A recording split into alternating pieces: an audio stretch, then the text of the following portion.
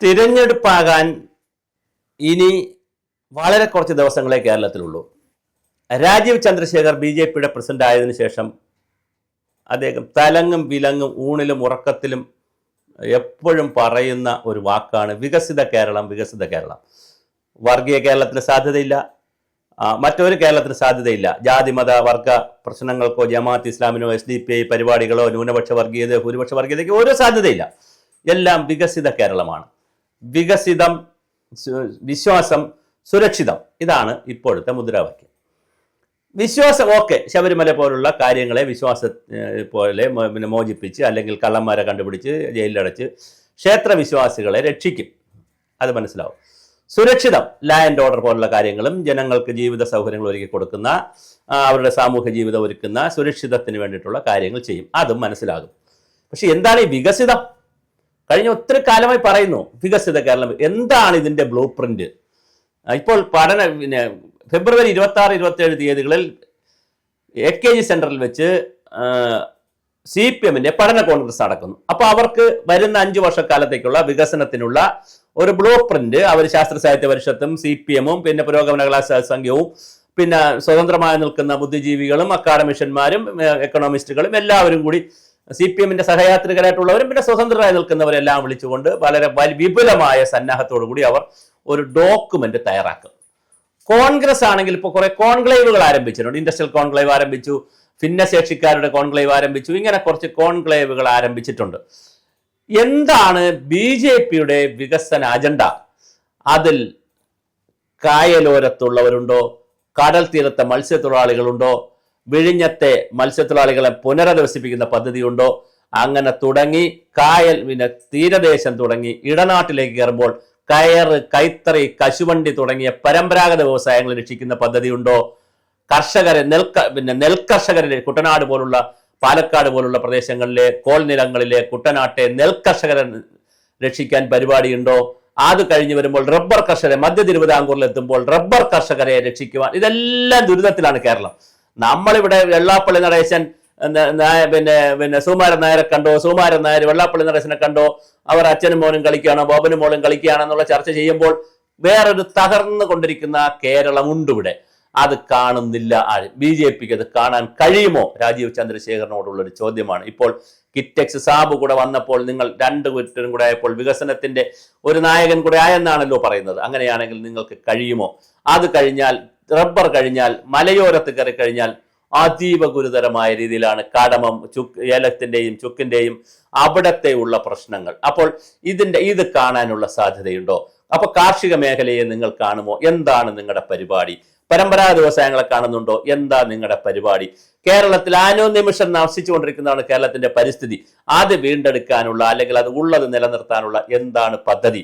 ഇനി അങ്ങോട്ട് വീണ്ടും ചിന്തിക്കുമ്പോൾ അതെല്ലാം പാരിസ്ഥിതികവും കാർഷികവുമായ കാര്യങ്ങൾ ചെയ്യുമ്പോൾ വ്യവസായ രംഗത്ത് 30-40 ലക്ഷം ചെറുപ്പക്കാരികളുമാണ് തെക്ക് വടക്ക് സ്വിഗ്ഗി എന്നും സൊമാറ്റോ എന്നും ഒക്കെ പറഞ്ഞ് ഇപ്പൊ എന്ത് ചെയ്യുന്നതിനും, പണ്ടാണെങ്കിൽ SLC എങ്കിലും വരെ പഠിച്ചാൽ കുട്ടികൾക്ക് വലിയ പ്രശ്നമാണ്, പിന്നെ ഈഗോ പ്രശ്നം വരും, ജോലിയൊന്നും ചെയ്യത്തില്ല, സർക്കാർ ജോലി തന്നെ വേണം. ഇപ്പൊ അങ്ങനെയില്ല, എന്ത് ജോലിയും ചെയ്യുന്ന രീതിയിലേക്ക് യുവാക്കളും ചെറുപ്പക്കാരികളും ഒക്കെ മാറിയിട്ടുണ്ട്. എന്നിട്ടും അവർക്ക് തൊഴിൽ കൊടുക്കാൻ നമുക്ക് കഴിയുന്നില്ല. സർക്കാരിൽ തന്നെ വേണമെന്ന് അവർക്ക് ഒരു നിർബന്ധവുമില്ല. സ്വകാര്യമായാലും അവർക്ക് മാന്യമായ 10,000-40,000-30,000-40,000 രൂപ കിട്ടുന്ന മാന്യമായ ജോലിയാണെങ്കിൽ അവർ ചെയ്യാൻ തയ്യാറാണ്. എന്നിട്ടും നമ്മൾ സ്വകാര്യ മേഖലയൊക്കെ കെട്ടഴിച്ചു വിട്ടുകൊണ്ട് എന്തുകൊണ്ട് ഇവിടെ ഫാക്ടറികൾ വരുന്നില്ല? ഹുസൂറിലേക്ക് ആളുകളെ പോയി, ആപ്പിളിൽ പോയി 11-ാം തീയതിക്ക് ജോലി ചെയ്യാൻ പറയുന്ന ഐസക്കിന്റെ മായാജാലം അല്ലേ ചോദിക്കുന്നത്, മാജിക്കൽ ആ വികസിത കാലം അല്ല ചോദിക്കുന്നത്. ഇവിടെ അല്ലാതെ എന്താണ് പരിപാടി? അതുപോലെ തന്നെ വിദ്യാഭ്യാസ രംഗത്തെ, ഉന്നത വിദ്യാഭ്യാസ രംഗത്തെ അലകും പിടിയും മാറ്റാൻ എന്താണ് BJPയുടെ കയ്യിലുള്ള മാജിക്ക്? എന്താണ് BJPയുടെ താല്പര്യം? അല്ലെങ്കിൽ BJPയുടെ ആ കാഴ്ചപ്പാട് എന്താണ്? അപ്പോൾ അതങ്ങനെ അടുത്ത ചോദ്യമായി.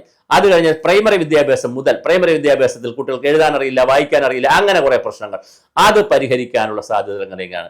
ആശാ വർക്കേഴ്സ് എന്ന് പറയുന്ന വിഭാഗത്തെ ഇങ്ങനെ കൊണ്ടുപോയാൽ മതിയോ? അവരുടെ സേവന വേതന വ്യവസ്ഥകളെല്ലാം മാറുന്ന രീതി എങ്ങനെയാണ്? അങ്കണവാടികൾ എന്ന് പറയുന്ന 50 വർഷമായി അവരെ എങ്ങനെയാണ് ഇനി അവരുടെ പാക്കേജ് എന്താണ് തയ്യാറാക്കുന്നത്? അശരണരായിട്ടുള്ള ഒരുപാട് ആളുകളുണ്ട്, വീട്ടമ്മമാരുണ്ട്, സീനിയർ സിറ്റിസൺസ്. കേരളം വൃദ്ധന്മാരുടെ നാടായി മാറാനുള്ള എല്ലാ സാധ്യതകളുമാണ് ഡെമോഗ്രഫി അനുസരിച്ച് വന്നുകൊണ്ടിരിക്കുന്നത്. പോപ്പുലേഷൻ റേറ്റും ഡെമോഗ്രഫിയൊക്കെ വെച്ച് നോക്കുമ്പോൾ കേരളം വൃദ്ധന്മാരുടെ നാടായി മാറും. അവരെ പരിഗണിക്കാൻ, അവരെ പരിരക്ഷിക്കാൻ എന്താ പരിപാടി?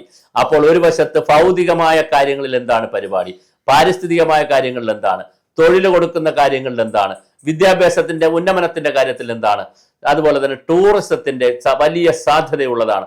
പാരിസ്ഥിതിക ടൂറിസവും പിന്നെ പാരമ്പര്യ ടൂറിസവും സ്പിരിച്വൽ ടൂറിസവും, അതായത് പ്രകൃതിക്ക് വലിയ കോട്ടങ്ങൾ ഉണ്ടാക്കാതെ തന്നെ ഒരുപാട് കാര്യം ചെയ്യാൻ പറ്റുന്ന ടൂറിസത്തിന് വലിയ സാധ്യതയാണുള്ളത്.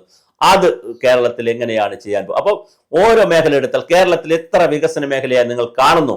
പട്ടികജാതി പട്ടികവർഗക്കാരുടെയും ദളിത് ആദിവാസികളുടെയും വികസനത്തിൽ നിങ്ങളുടെ അജണ്ട എന്താണ്? നിങ്ങളുടെ കാഴ്ചപ്പാട് എന്താണ്? ഇത് പുറത്ത് പറയണ്ടേ? ഇതിങ്ങനെ പറയാതെ വികസിത കേരളം വികസിത കേരളം എന്ന് പറഞ്ഞാൽ വളരെ വളരെ എന്താണ് ഇത് വികസിത കേരളം?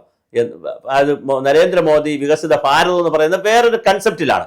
അത് വളരെ വിശാലമായ ഒരു കൺസെപ്റ്റിലാവുമ്പോൾ ഇങ്ങനെ ഒരു നോട്ടിന്റെ ആവശ്യമില്ല, അല്ലെങ്കിൽ ഒരു ഒരു ഒരു ഒരു കൺസെപ്റ്റ് നോട്ടിന്റെ ഒന്നും ഒരു പ്രസക്തിയില്ല. അത് വിശാലമായ കാഴ്ച, അത്രയും വിശാലമായ കാഴ്ചപ്പാടിലല്ലല്ലോ നമ്മുടെ രാജീവ് ചന്ദ്രശേഖർ പറയുന്നത് കേരളത്തിന്റെ ഭരണം പിടിക്കുന്നതിനുള്ള ഒരു വികസിത കേരളത്തെക്കുറിച്ചാണ്. അപ്പൊ അങ്ങനെ പറയുമ്പോൾ എന്താണ് ഓരോ വികസന മേഖലയിലും സംഭവിക്കുന്നതെന്ന്, അല്ലെങ്കിൽ സംഭവിപ്പിക്കേണ്ടതെന്ന് വളരെ കൃത്യമായി പറയേണ്ടുന്ന ഒരു ബ്ലൂ പ്രിന്റ് ഉണ്ടാകുമോ എന്നൊരു ചോദ്യമുണ്ട്. അതിനാവശ്യമായ ഹോംവർക്കുകൾ ഒരുപക്ഷെ ഒരു പഠന കോൺഗ്രസോ അല്ലെ 1, 2, 3 പഠന കോൺഗ്രസുകളോ പരിപാടികളോ അല്ലാതെ, ഞങ്ങൾ തിരുവനന്തപുരത്ത് ഇപ്പോൾ മേയറായിട്ട് വന്നു BJP, അതുകൊണ്ട് ഞങ്ങൾ കോൺക്ലേവ് നടത്തി വികസിത തിരുവനന്തപുരം നിശ്ചയിക്കുന്നത് പോലെ ഞങ്ങൾ ഒരു പ്രകടന പത്രിക അപ്പുറം ഞങ്ങളൊരു വികസിത കേരളത്തെക്കുറിച്ച് ഇപ്പോൾ ആലോചിക്കുന്നില്ല എന്നാണോ പരിപാടി? ഇത് അറിയാൻ ഒരു താല്പര്യമുണ്ട്, അക്കാഡമിക് താല്പര്യമാണ്, അല്ലാതെ മറ്റ് BJPയെ കുറ്റം പറയാനോ ഒന്നുമല്ല. ഒരു അക്കാഡമിക് താല്പര്യത്തിൽ, ഒരു പ്രൊഫഷണൽ താല്പര്യത്തിൽ ചോദിച്ചതാണ്. വികസിത കേരളം എന്ന് പറഞ്ഞാൽ BJP വിഭാവനം ചെയ്യുന്ന വികസിത കേരളം എന്താണ്? അതിൽ കോർപ്പറേറ്റിന്റെ സ്ഥാനം എവിടെയാണ്? താഴെയുള്ള ജനങ്ങളുടെ സ്ഥാനം എവിടെയാണ്? അങ്ങനെ സ്ഥാനമുണ്ടോ?